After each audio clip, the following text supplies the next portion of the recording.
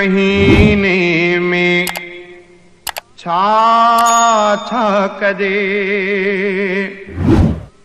रहमतुन जे महीने में छा कदे रोज़ा रखजन सभई राज़ी मौला कदे रोज़ा रखजन सभई राज़ी मौला कदे रहमतुन जे महीने में छा कदे रोज़ा रखजन सभई राज़ी मौला कदे रहमतुन जे महीने में छा कदे विर्दु अस्तग़फिरुल्लाह पढ़जे घणो कलमु तय्यब चपन ते बि रखजे घणो विर्दु अस्तग़फिरुल्लाह पढ़जे घणो कलमु तय्यब चपन ते बि रखजे घणो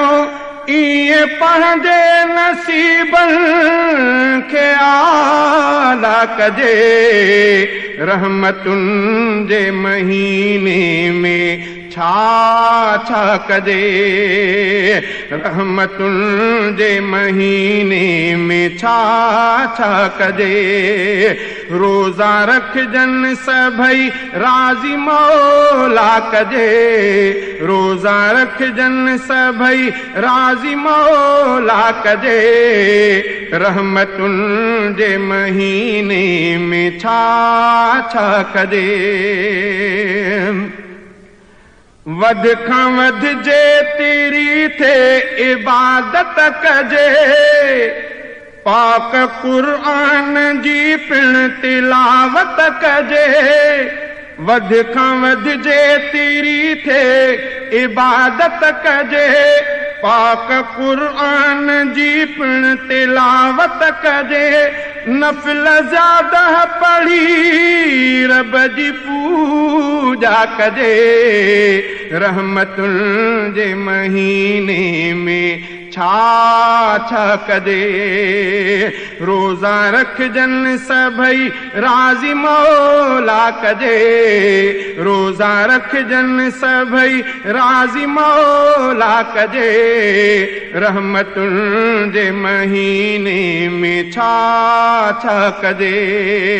रहमतुन जे महीने में छा कदे रोज़ा रखजन सभई राज़ी मौला कदे रहमतुन जे महीने में छा कदे कूड़ ग़ीबत गिला खां बचण कम चङो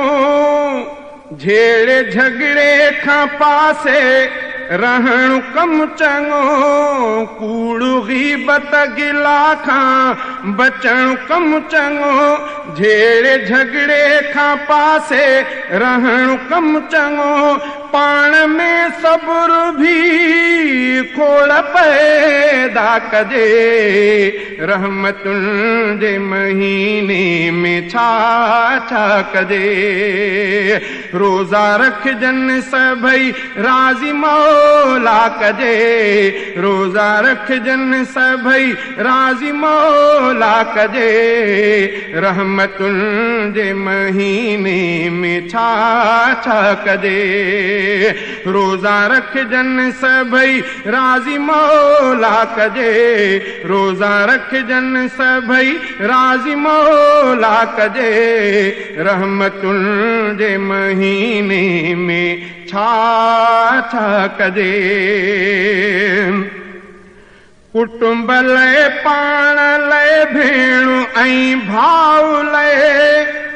मग़फ़िरत जी दुआ घुर्जे पीउ माउ लय